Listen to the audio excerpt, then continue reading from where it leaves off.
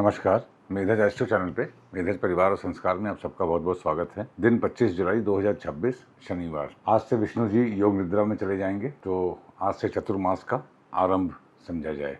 चतुर्मास आज 25 जुलाई से शुरू होगा और ये 20 नवंबर को समाप्त होगा। 20 नवंबर को विष्णु जी योग निद्रा से वापस लौटेंगे। तो ये कहा जा सकता है कि इन 4 महीनों में ये सृष्टि शिव जी के हवाले होगी।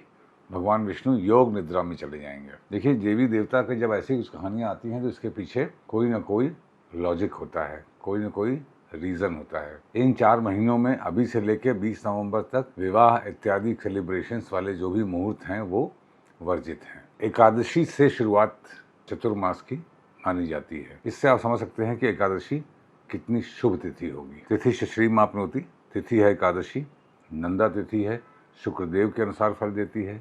शुक्रदेव सिंह राशि में है। सिंह राशि में शुक्रदेव मतलब देवी शेर की सवारी कर रही हैं। ये सिंह के स्वामी सूर्य देव से शुक्रदेव का कोई विशेष अच्छा रिश्ता नहीं है, रादर शत्रुता है। तो रिश्तों के लिए ये समय अच्छा नहीं है। और शुक्र चूंकि सिंह राशि में है और इसके बाद कन्या में जाएंगे, यहाँ पे नीचस्थ हो जाएंगे। इसके बाद मूल त्रिकोण राशि में जाएंगे, तुला में। तो जब कोई प्लैनेट मूल त्रिकोण राशि में जाता है तो अपनी बर्थ राशि में जाता है, तो शुभ तो होता है मगर पावरफुल नहीं होता। उसके बाद वृश्चिक में जाएंगे, शत्रु की राशि है, मंगल देव और दबे हुए इमोशंस की राशि है।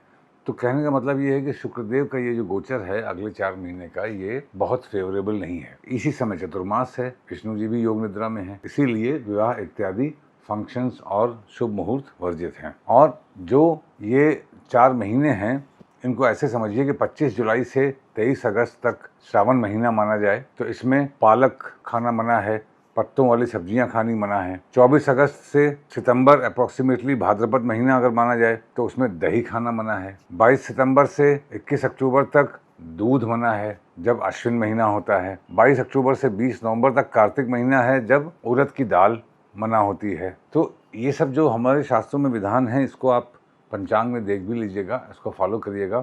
ये स्वास्थ्य के लिए और ओवरऑल वेलबींग के लिए ही प्रिस्क्राइब किए गए हैं। एकादशी तिथि में जन्मे लोग, चूँकि नंदा तिथि है और एकादशी तिथि पे तुला और मकर राशि दग्ध हो जाती है, तो तुला और मकर राशि का विशेष प्रभाव आपको भौतिक परिणाम नहीं मिलता है। तुला और मकर राशि में कोई वक्री ग्रह नहीं है, इसलिए यहाँ से भी आपको कोई विशेष बचत नहीं होने वाली है। तो नंदा तिथि है, स्वभाव शुक्रदेव के अनुसार है और कारकत्व बुध देव जहाँ कुंडली में है।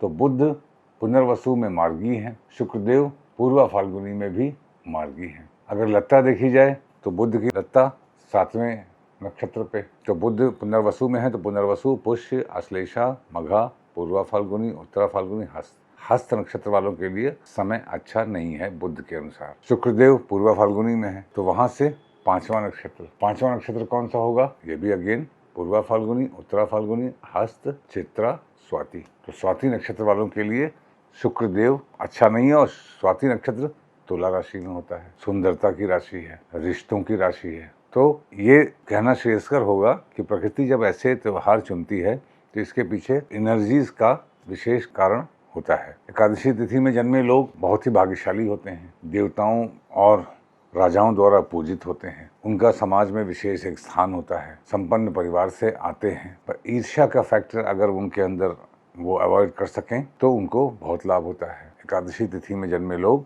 बहुत जल्दी प्रसन्न हो जाते हैं। शुभ तिथि है, शुक्र और बुध के प्रभाव से युक्त ये तिथि रजस की तिथि है। आपको समस्त प्रकार के भोग ऐश्वर्य दिलाने में ये तिथि सक्षम होती है। शनिवार के दिन एकादशी को विशेष योग नहीं बनाती है। शनिवार का दिन है, जब शनिवार का दिन होता है तो हम लोग के सर्वार सिद्धि वाले चार्ट से श्रवण, रोहिणी और स्वाति सर्वार सिद्धि योग बनाते हैं। तो श्रवण, रोहिणी, स्वाति में कोई प्लैनेट अगर हो तो ये सर्वार सिद्धि योग बनाएगा।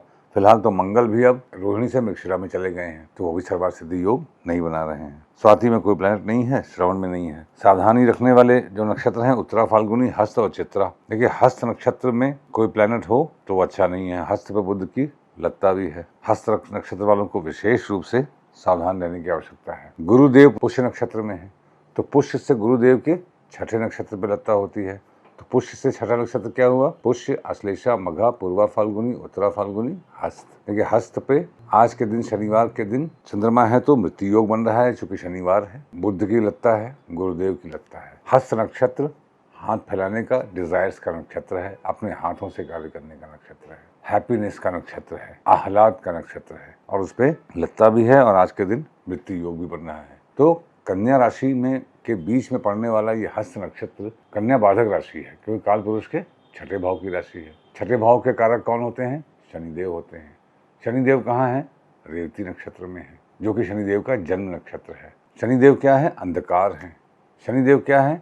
हमारे जो सारे वर्ग हैं उसमें D30 के मालिक हैं, कारक हैं। पूर्व जन्मों में जो हमारे पाप और अपराध हुए उन सब का कारकत्व शनिदेव के अनुसार है। छठा भाव हमारे जन्म का कारण है, तो इसका मतलब डिसिप्लिन। शनिदेव डिसिप्लिन है, कंट्रोल है, रिस्ट्रिक्शन है, फियर है, हार्ड वर्क है, बूढ़े लोग हैं। इन सब से जुड़े हुए चीज़ों पे हम लोगों को विशेष रूप से सावधान रहने की आवश्यकता है। नक्षत्राधरते पापम नक्षत्र है ज्येष्ठा। ज्येष्ठा शनिवार को शुभ होता है और जब ज्येष्ठा नक्षत्र में चंद्रमा होते हैं तो अश्विनी, पुष्य और स्वाति भी एक्टिवेट हो जाता है। अब पुष्य में आप देखिए गुरुदेव हैं। गुरुदेव पुष्य नक्षत्र में है, जो कि ज्येष्ठा में चंद्र होने की वजह से फुल्ली एक्टिवेटेड है और स्वाति भी एक्टिवेटेड है, जहाँ पे शुक्र की लगता है। नए संबंधों में बचें। अपने जो वर्तमान संबंधों में अगर कहीं खटास या कटुता चल रही है तो अत्यधिक सावधानी और धैर्य का परिचय दें, अन्यथा संबंधों के पूर्ण रूप से नष्ट हो जाने का समय है ये। ज्येष्ठा वैसे भी कंपटीशन है, इंद्रदेव हैं, ज्येष्ठा बड़े हैं,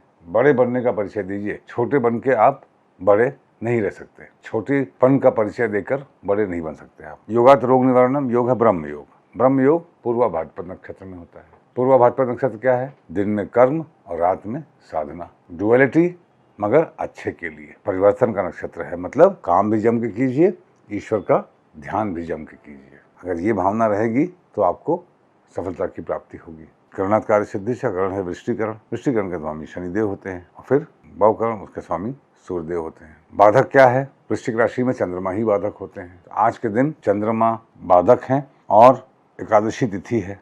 एकादशी तिथि पर चतुर्मास का शुरू होना तो बहुत अच्छी बात है, मगर ज्येष्ठा नक्षत्र जो कि वृश्चिक राशि में है, यहाँ पे होना अच्छी बात नहीं है, क्योंकि चंद्रमा नीचस्थ हैं और बाधक भी हैं। इसका मतलब वर्षा और पानी एक प्रॉब्लम बनने वाला है अगले 4 महीने।